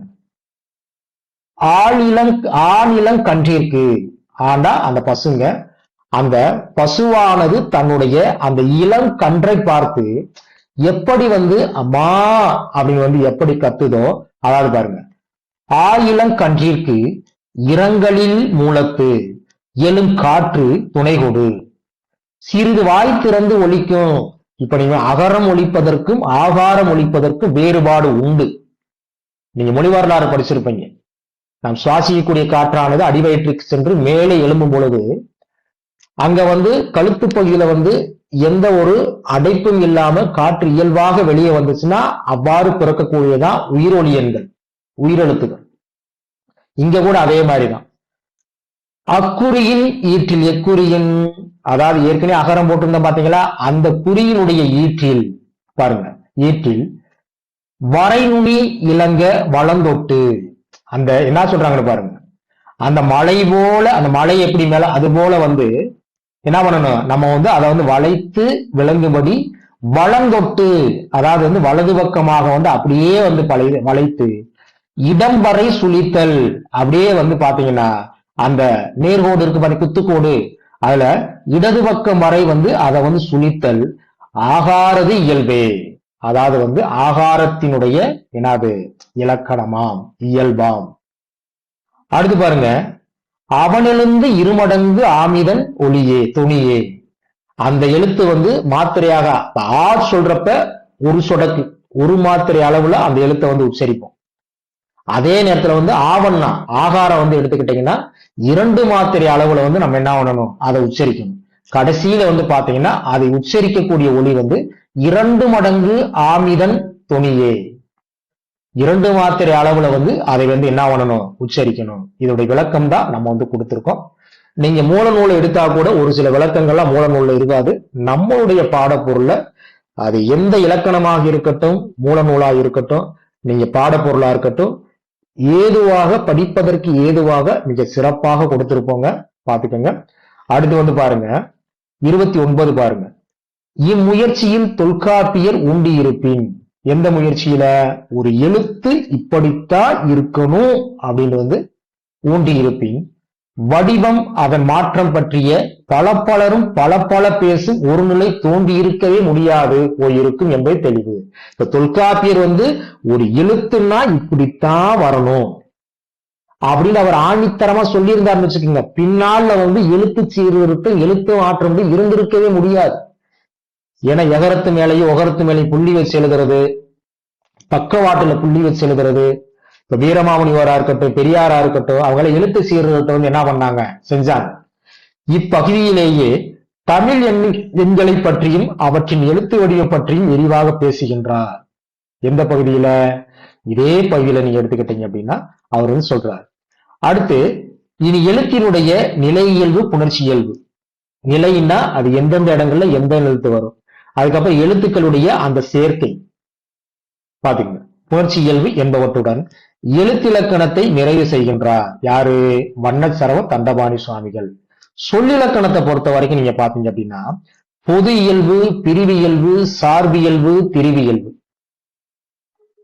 ஆகிய இயல்புகளை வந்து 4 இயல்புகளுக்குள்ள வந்து அடக்கி வந்து சொல்லிலக்கணத்தை சொல்றாரு. அடுத்து சொற்களை வந்து தனிப்பொறி புணர்பொறி. இப்ப எப்படி நம்ம வந்து தனிமொழி தொடர்மொழின்னு சொல்றோம் பாத்தீங்களா, அதுபோல இவர் வந்து தனிப்பொறி புணர்பொறி என 2ஆக பிரிக்கிறார். இதெல்லாம் நம்ம வந்து படிச்சுக்கிறணும். ஏன்னா நம்ம வந்து தொல்காப்பியத்திலையும் சரி நன்னூல்லையும் சரி தனிமொழி தொடர்மொழி பொதுமொழி, அதுவே நீங்க மொழிகள் போய்கிட்டே தனிநிலை மொழி, ஒட்டுநிலை மொழி, ஒருங்கிணைப்பு மொழி, தொகுநிலை இந்த மாதிரிலாம் படிச்சிருக்கோம். ஒரு கேள்வி வந்து என்ன சாராம்சத்தோட எங்க கேட்டிருக்காங்கன்னு நமக்கு வந்து புரியும். இப்ப இதனோடு ஒட்டி பாருங்க, இதெல்லாம் ஒரு புதுமையான கருத்து. இப்ப நம்ம அந்த மயங்கொலி எழுத்துக்கள் வந்து படிச்சிருக்கோம். தமிழ்ல வந்து மயங்கொலி எழுத்துக்கள் வந்து 8 எழுத்துக்கள் இருக்கு. 3 லகரம் இருக்கு, 3 நகரம் இருக்கு, 2 ரகரம் இருக்கு. அப்ப தரை தரை, உளி உளி, வனம் வனம் இவற்றை இருவகையாக எழுதியும் பேசியும் வருதல் பொருந்தாது என்கிறார் யாரு? வண்ணச்சரவம் தண்டபாணி சுவாமிகள். இப்படி 2 வகையா எழுதவே கூடாது, அது தவறு. எதுகை கருதியும் இதனை பயன்படுத்துதல் ஆகாது என்கிறார். நான் பாட்டுல வந்து செய்யுள்ல வந்து சும்மா எதுகைக்காண்டி பயன்படுத்துறோம் அப்படின்னாலும் கண்டிப்பாக இவ்வாறு பயன்படுத்தக்கூடாது அப்படின்ற கருத்தை உடையவர் தன்னுடைய அறுவகை இலக்கணத்துல வந்து இப்படியெல்லாம் வந்து என்ன பண்றாரு? சொல்லிலக்கணத்துல சொல்றாரு. அறுவகை இலக்கணத்தில் 2வது புலமை இலக்கணத்துல கிடையாது. இப்ப நம்ம வந்து புலமை இலக்கணத்துக்குள்ளே போக கிடையாது. நல்லா தெரிஞ்சுக்கங்க. நம்ம அறுவகை இலக்கணத்துல அந்த 5 வகை இலக்கணங்கள்ல வந்து என்ன இலக்கண பகுதிகள் சொல்றாங்கன்றதான் இங்க வந்து பார்க்கிறோம். அடுத்து கவனிங்க. சரி, ஏன் அந்த மாதிரி இருக்கக்கூடாது?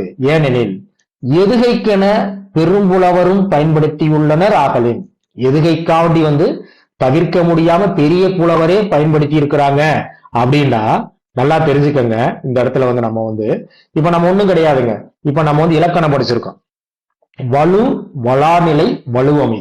இப்ப வலுவமைதுன்னா என்னது? அந்த இடத்துல வந்து இலக்கண பிழை இருந்தாலும் ஏதோ ஒரு காரணத்தினால வந்து அந்த இடத்துல வந்து நம்ம வந்து ஏற்றுக்கொள்ளக்கூடியதா வலுவமை.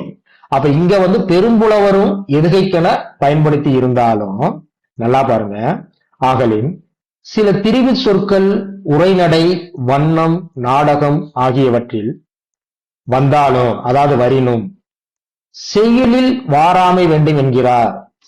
ஒரு கருத்தை எவ்வளவு பதிகிறார் பாருங்க.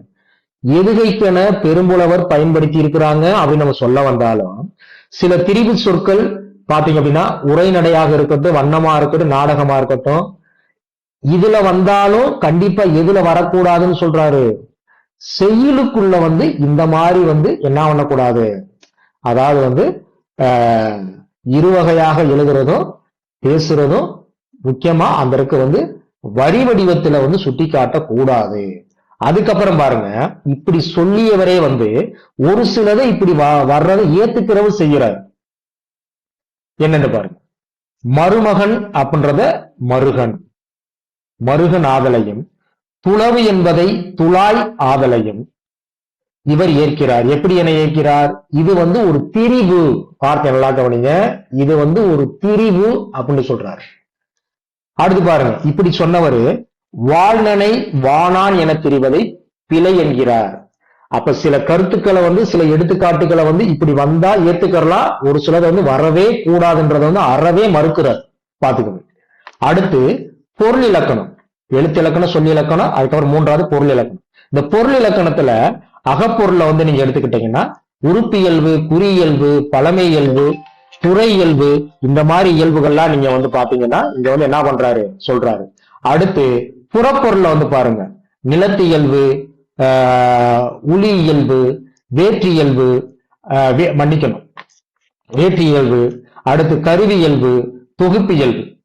இதற்கு வேற்றுயிரியல்பு பொறுத்தருக, வேற்றுயிரியல்பு, கருவியல்பு, தொகுப்பியல்பு, இந்த 5 பகுதிகளையும் எதுல சொல்றாரு? புறப்பொருளியல் வந்து சொல்றாரு என்பனவும். அடுத்து பாருங்க, அகப்புற பொருள் நிலையும் கூறப்படுகின்றன. அதை காட்டி ஒரு அருமையான ஒரு கருத்து சொல்லுவாருங்க, நல்லா பாருங்க. பூவில் மனமென புனித தமிழனுக்கு ஆவியாகும் அகப்பொருள் இயல்பே.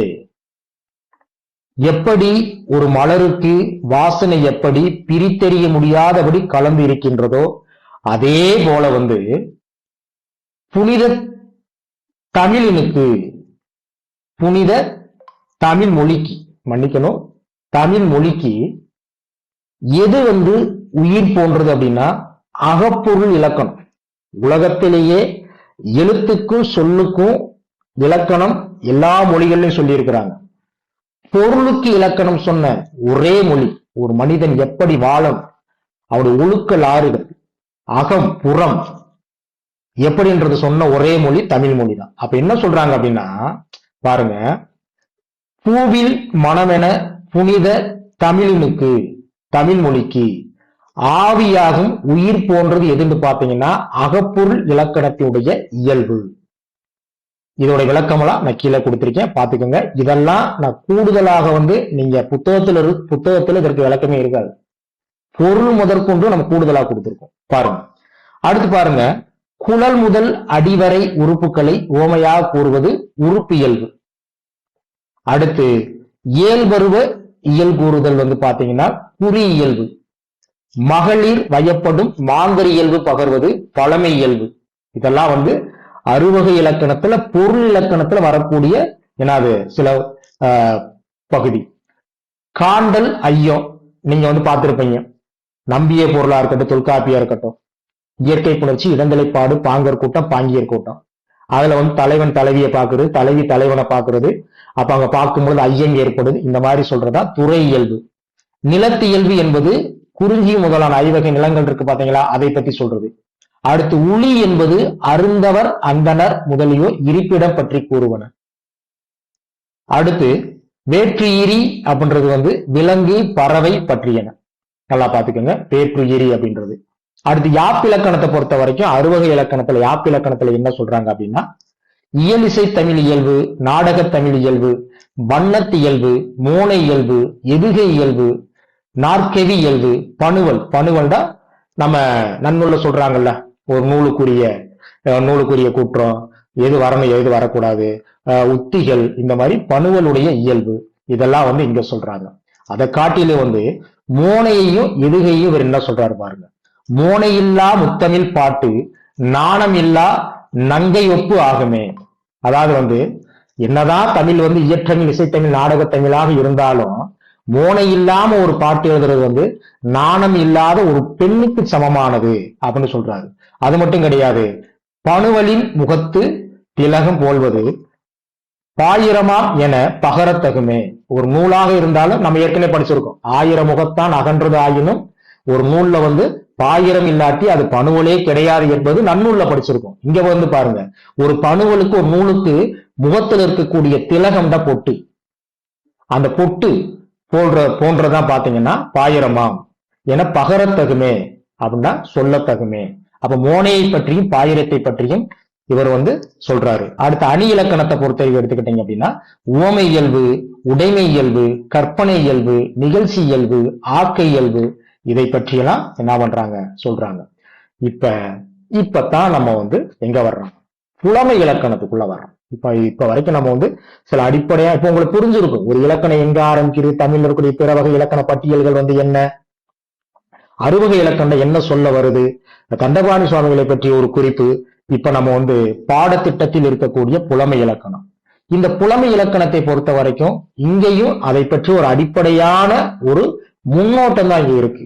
இனி நம்ம விளக்கமா பார்க்கண்டா, நான் புலமை இலக்கணத்தை பத்தி இங்க வந்து பாருங்க, அறுவகை இலக்கணத்துல புலமை இலக்கணத்துல அப்படியே நம்ம நேர்த்தியாக நம்முடைய பாடத்திட்டம் வந்து எனக்கு தெரிஞ்சு எங்க எப்படி கொடுத்திருப்பாங்க எனக்கு தெரியாதுங்க. புலமை இலக்கணத்தை ஒரு மெட்டீரியலா வந்து நீங்க படிக்க மிக அப்படியே வந்து ரசிச்சு மெய்மறந்து படிக்கக்கூடியதா வந்து இந்த பகுதி இருக்கும். அதற்கு நேர்த்தியாக நம்ம என்ன பண்ணியிருக்கோம், இந்த பாடப்பொருள் வந்து நம்ம வந்து கொடுத்திருக்கோம். இந்த புலமை இலக்கணம் முழுவதும் நான் வந்து என்ன பண்ணியிருக்கேன், நடத்தியிருக்கேன். இப்ப வந்து பாருங்க, இப்ப இந்த அறுவகை இலக்கணத்தை பொறுத்த வரைக்கும் நம்ம வந்து ஒரு அடிப்படையான பார்ப்போம். இப்ப புலமை இலக்கணத்துல என்னென்ன பகுதிகள்லாம் வருது? நூற்காப்பு, தவறு இயல்பு, மரபு இயல்பு, செயல்வகை இயல்பு, நடுநிலை, எதிர்நிலை, அருநிலை என்னும் பகுப்புகளை கொண்டது. இப்ப நம்ம ஏற்கனவே சொன்ன பாத்தீங்களா, இந்த நூற்பா பின்னாடி புலமை இலக்கணத்துக்குள்ள வந்து எந்த இடத்துல எந்த நூற்பாக்கள் தனித்துவம் வரும். இப்ப நம்ம 5 வகை இலக்கணங்களை பற்றி சொல்றப்போ வந்து அடிப்படையான ஒரு சில கருத்துக்களை சொன்னோம்ல, இந்த நூல்லையும் அதே மாதிரி வந்து புலமை இலக்கணத்தை பத்தி ஒரு அடிப்படையான தகவலை சொல்லிட்டு அதுக்கப்புறம் உள்ள வந்து ஆழ்ந்து தனித்துவமா அந்த பகுதி போகும். அந்த புலமை இலக்கணத்துல ஒரு முக்கியமான பகுதியெல்லாம் என்னன்னா, நம்ம ஏற்கனவே சொன்னோம், என்னதான் கடவுளாக இருந்தாலும் தமிழோட சுவை அறியாத ஒரு தெய்வம், அது தெய்வமே கிடையாது. அது என்னது, அதெல்லாம் சொல்லி பாருங்க. தமிழ் சுவை அறியா தெய்வம் உலகனில் அத்துணர் அழகையில் தாழ்வனல் அறமே. இந்த அழகை அப்படின்னா பேய். என்னதான் ஒரு தெய்வமா இருந்தாலும் தமிழோட சுவையை வந்து அதை அறியாட்டி அது வந்து பேய் என்று சொல்றதுல வந்து ஒண்ணுமே கிடையாது. பேய் என்று சொல்லி அதை தாழ்வாக சொல்றது வந்து குற்றமெல்லாம் கிடையாது. அந்த வார்த்தையை நல்லா கவனிங்க, அதுதான் அறம். அடுத்து பாருங்க, காக புல்லன இனத்தோடு களவாது ஞாழி போல் பகைக்கும் நாவலர் பலரே. உண்மையிலேங்க எப்படி சித்தர் பாடல்கள்ல இந்த சமூகத்தை வந்து அப்படியே வந்து அந்த சம்பட்டியால் அடிச்சது போல வந்து ஒரு கருத்தை பதிவு செஞ்சிருப்பாங்களோ, இங்க எவ்வளவு அழகா பாருங்க. காக புல்லன, புல்லுண்டா பறவை, அதாவது வந்து பறவை இனங்கள்ல வந்து இந்த காகம் வந்து பாருங்க, தன் இனத்தோடு களவாது. தான் இனத்தோடு களவாது அப்படின்னா அந்த இடத்துல வந்து காகம் வந்து எப்பயுமே வந்து என்ன பண்ணும், தன்னுடைய இனத்தை வந்து கூட்டுட்டு வந்து கா கா என கரைந்து அந்த சாப்பாடை வந்து சாப்பிடும். அப்ப அந்த காக புல்லுனா அந்த காகத்தை போன்ற பறவை போல வந்து சில புலவர்கள் வந்து தன்னுடைய இனத்தோடு களவாது, அதாவது வந்து கலந்து கொள்ளாம அவங்களுக்குள்ளே எதிரியாக நினைப்பாங்க. ஞாழி போல் பகைக்கும் நாவலர் பலரு. ஞாழினா இந்த இடத்துல வந்து நாய். இப்ப நாய் பாருங்க, அந்த இடத்துல வந்து சண்டை போடும். ஒரு சாப்பாடு இருந்துச்சுன்னா பக்கத்துல சாப்பிட்டு போடுன்னு சொல்லி அப்படி ஒவ்வொன்று வந்து குலைக்கும். அது மாதிரி அப்ப காகத்தை போல தன் இனத்தை அரவணைத்து இல்லாம அதற்கு மாறாக ஞாழி போல் பகைக்கும் புலவர்கள் தான் இங்க வந்து பல பேரு இருக்கிறாங்க அப்படின்றத எவ்வளவு அழகா சொல்றாரு பாருங்க. இது புலவர்களுக்கு மட்டும் கிடையாதுங்க, இதே ஆசிரியர் துறையிலே நீங்க எடுத்துக்கிட்டீங்கன்னா நம்ம நிறைய பார்க்கலாம். யாரும் தவறாக நினைத்து விட வேண்டாம், அனுபவத்தை நம்ம வந்து பேசுறோம். அடுத்து பாருங்க, கால் வேற்றுமை கருதா புலவன் சீலனே எனினும், என்னது சிறுமையினனே. அதாவது கால் வேற்றுமை அப்படின்னா இங்க வந்து புலமை இலக்கணத்துல உள்ளது. இங்க வந்து என்ன வந்து சொல்ல வர்றாரு அப்படின்னா, எழுத்துக்களுடைய அந்த இடத்துல வந்து சொல்லக்கூடிய சில வழிமுறைகளை வந்து என்ன பண்றாரு சொல்ல வர்றாரு. இந்த வேற்றுமைகள்லாம் தெரியாத ஒரு புலவனாக இருந்தாலும் அந்த இடத்துல அவை வந்து சீலனே, ஒரு பெரிய செல்வந்தனாகவே இருந்தாலும் அவை எதுவுமே இல்லாதவனுக்கு சமந்தான். நல்லா தெரிஞ்சுக்கங்க. அடுத்து பாருங்க, தமிழ் மொழிக்கு உயிர்மொழி தரணியில் உளதனில் வெகுளியற்று இருப்போன் வெறும் புலவனே. தமிழ் மொழிக்கு உயர்மொழி தரணியில் உளதனில் வெகுளியற்று இருப்போம். அதை யாராச்சும் இப்ப நம்ம மட்டும் சொல்றாருங்க, என்ன சொல்றாங்க அப்படின்னா, தமிழ் மொழியை காட்டில் உயர்ந்த மொழி இந்த உலகத்துல இருக்கு அப்படின்னு நம்ம மட்டும் யாராச்சும் சொல்லி வந்து தன்னை வந்து இழிவுபடுத்துறாங்க. அதை கேட்டுட்டு கோவப்படாம ஒருத்தர் இருக்கான் அப்படின்னா அவையெல்லாம் புலவனே கிடையாது. அவ யாரு? புலவன் என்பதற்கு தகுதி இல்லாத பெயரளவுல புலவன் தான், அவை உண்மை புலவன் கிடையாது அப்படின்றத இந்த பதிவு செய்கிறாரு. இந்நான்குதான் இத்தகை என்பதில்லை. இப்ப நான் சொன்ன 4 எடுத்துக்காட்டுதான் புலமை இலக்கணத்துல கிடையாதுங்க. உள்ள படிக்க படிக்க நாம் ஒரு புலவனாக இருந்தா, உண்மையான ஒரு புலவனாக கவிஞனாக இருந்தா உண்மையே நமக்கு வந்து ஒரு குற்றம் ஏற்படும். ஐயோ, தண்டபாணி சுவாமிகள் சொன்னது போல நாம் இல்லையே, நாம் ஏன் இனிமேல் இப்படி இருக்கக்கூடாது அப்படின்ற ஒரு எண்ணம் நமக்குள்ள வரலாம். புலவர் அனைவரும் போற்றி பயின்று கடைபிடியாக கொள்ளத்தக்கவை புலமை இலக்கணத்தின் பகுதிகள். எதெல்லாம் ஒரு புலவன் கடைபிடிக்கணும் அதை சொல்ற பகுதிகள் தான் முக்கியமானது. நல்லா கவனிங்க. ஒரு புலமை இலக்கணத்துல ஒரு புலவன் எப்படியெல்லாம் இருக்கணும், இப்படித்தான் ஒரு கவிஞன் இருக்கணும் அப்படின்றத அவன் சொல்ல வர்றாரு. அடுத்து நல்லா கவனிங்க. துறவோர்னா யாரு? துறவி. ஒரு துறவி மெய்நூல் கண்டது உண்டு, புகழ்நூல் யாத்தவையும் உண்டு. புகழ்நூல்டா என்னது? இறைவனை புகழ்ந்து பாடுறது. இடங்களை தலபுராணங்கள் எடுத்துக்கிட்டீங்கன்னா அது கூட புகழ்ந்து பாடுறதுதான். இந்த மாதிரி புகழ்ந்து பாடக்கூடிய நூலையும் நம்ம கேள்விப்பட்டிருக்கோம்.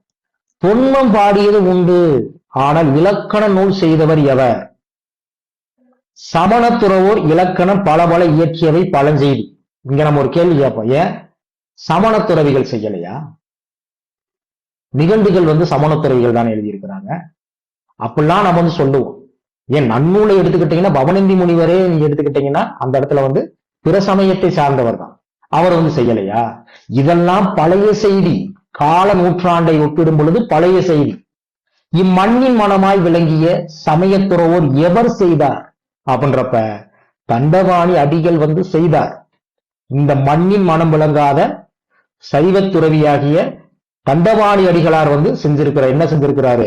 இலக்கண நூல் செஞ்சிருக்கு. இப்ப நீங்க இன்னொரு கேள்வி கேட்கலாம், ஏன் ஈசான தேசிகர் என்று சொல்லக்கூடிய சுவாமிநாத தேசிகர் இருக்காரு பாத்தீங்களா, இலக்கண கொத்து செய்திருக்கின்றாரே என்பார் குரல் கேட்கவே செய்கின்றது. இப்ப நம்மளே சொல்லுவோம், ஏன் அவர் இலக்கண கொத்து எழுதியிருக்கிறார்ல?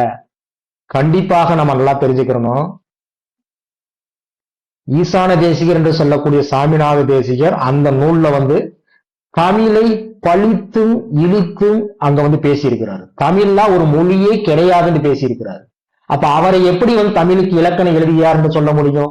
அப்ப தமிழ் வண்ண சாபத்தினரை சுட்டி காட்டும் இடத்தை தொட்டு கூறவும் கூடாத தமிழ் பழி தேடி கொண்டாரு. அதாவது தமிழ்ல அந்த இடத்துல புகழ்ந்து பேசக்கூடிய இவர் தமிழை புகழ்ந்து பேசல, தொட்டு கூறவும் கூடாத தமிழ் பழி தேடி கொண்டாரு. என்ன தமிழ் பழி தேடி கொண்டாரு? நீங்க போய்ப்பா இலக்கிய வரலாறு படிக்கிறப்ப கூட பார்த்திருப்பீங்க. அந்த இடத்துல தமிழுக்கே உரிய இந்த கீழே அந்த விளக்கம் இருக்கு. நம்ம பார்ப்போம் பாருங்க.